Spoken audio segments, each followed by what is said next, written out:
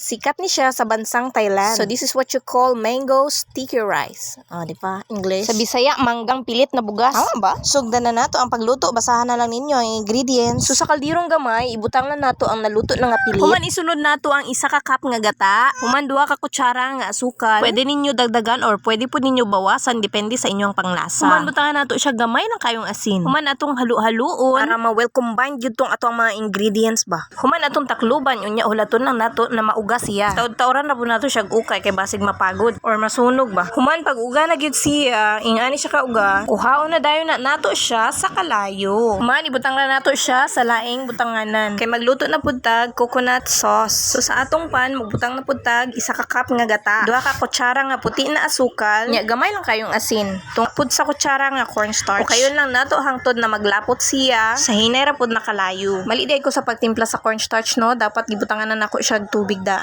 para walay bilog-bilog. So ayaw na ninyo buhata ha. Lesson learned na nako ni siya. Charot.